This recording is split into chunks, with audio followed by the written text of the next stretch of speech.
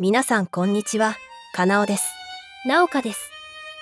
今回はクォーターセンチュリークロニクルサイドユニティのクオシク高額カードランキング相場トップ30やっていこうと思います。発売から約2週間経過して相場はどうなったのか。今回は約1週間前の相場も掲載させてもらっております。相場はメルカリでの取引価格を参考にさせてもらっています。ということでランキングやっていこうと思います。30位、ユベルダスアクシェリッヒリッター2222円。29位、光の援軍2444円。28位、ライトロードセイントミネルバ2500円。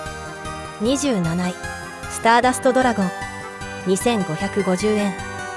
26位、マジシャンズソウルズ2666円。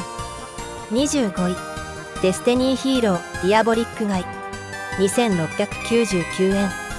24位、リンクリボ2700円。22位、エレメンタルヒーローシャドウミスト2777円。同率22位、アロマセラフィジャスミン2777円。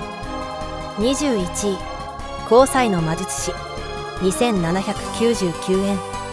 20位、マスクチェンジ2800円。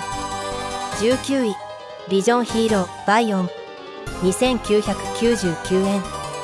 18位、ヘビーメタルフォーゼエレクトラム3222円。16位、コズミックブレイザードラゴン3333円。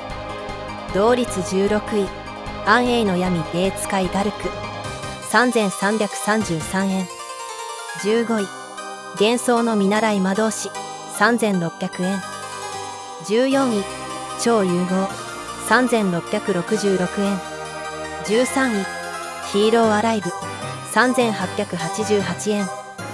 11位、融合3999円。同率11位、調律3999円。10位、サロスエレスクルヌギアス6100円。9位、ネガロギアアーゼウス6200円。7位、サンダーボルト8222円。同率7位、ブラックマジシャン8222円。6位、オシリスの天空竜9888円。5位、IP マスカレーナ11350円。4位、灼熱のカレー使いヒータ12300円。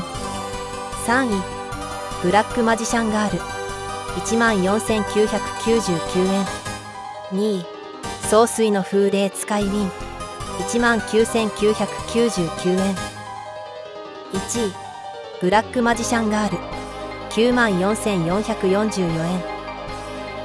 今回のランキングは以上となります。最後までご視聴ありがとうございました。高評価、チャンネル登録よろしくお願いします。